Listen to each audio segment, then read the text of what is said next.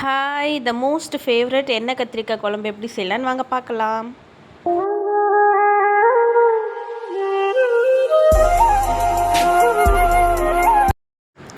ஒரு பெரிய சைஸ் வெங்காயம், 2 தக்காளி, கத்திரிக்காய் வந்து காம்பு எடுத்துகிட்டு 4 கட் பண்ணி எடுத்துக்கோங்க. கட் பண்ணிவிட்டு உள்ளே பூச்சி இருக்கா என்னன்னு பார்த்து செக் பண்ணிவிட்டு தண்ணியில் போட்டு வச்சுக்கோங்க. கருத்து போகாமல் இருக்கும் கத்திரிக்காய். வெங்காயம், தக்காளி, பூண்டு இது 3 எடுத்துக்கோங்க. வெங்காயம், தக்காளி வந்து நல்லா பொடி பொடியாக கட் பண்ணி வச்சுக்கோங்க.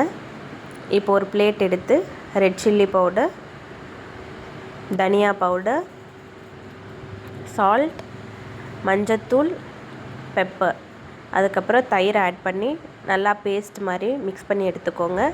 இப்போ கத்திரிக்காய் 4 அரிஞ்சு வச்சுருக்கோம்ல, அந்த கத்திரிக்காயில் வந்து இந்த பேஸ்ட்டை வந்து ஸ்டஃப் பண்ணி ஒரு 10 நிமிஷம் இதை ஊற வச்சு எடுத்துக்கோங்க.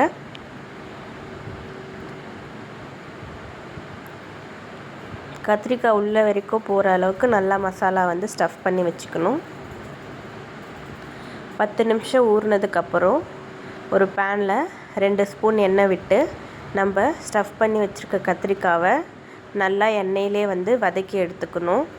இந்த மாதிரி நல்லா வதங்கினதுக்கப்புறம் மறுபடியும் இதே பேனில் எண்ணெய் சேர்த்து கடுகு, உளுந்து பருப்பு, வெந்தயம் ஆட் பண்ணி பூண்டு எடுத்து வச்சுருக்க பூண்டு, வெங்காயம் நல்லா கோல்டன் ப்ரௌன் வர அளவுக்கு நல்லா வதக்கி எடுத்துக்கணும்.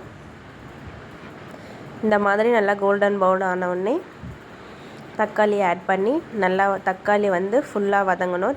தக்காளி வதங்க தேவையான அளவு கல்லுப்பு ஆட் பண்ணி நல்லா வதக்கி எடுத்துக்கோங்க.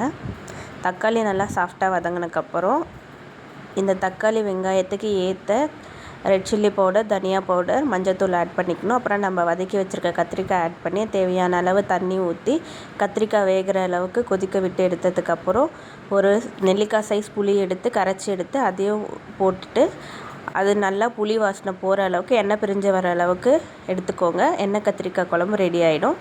சூடான சாதத்துக்கு ஏற்ற எண்ணெய் கத்திரிக்காய் குழம்பு ரெடி. இந்த ரெசிபி செஞ்சு பார்த்துட்டு கமெண்ட் பண்ணுங்கள், லைக் பண்ணுங்கள், சப்ஸ்கிரைப் பண்ணுங்கள். பாய்.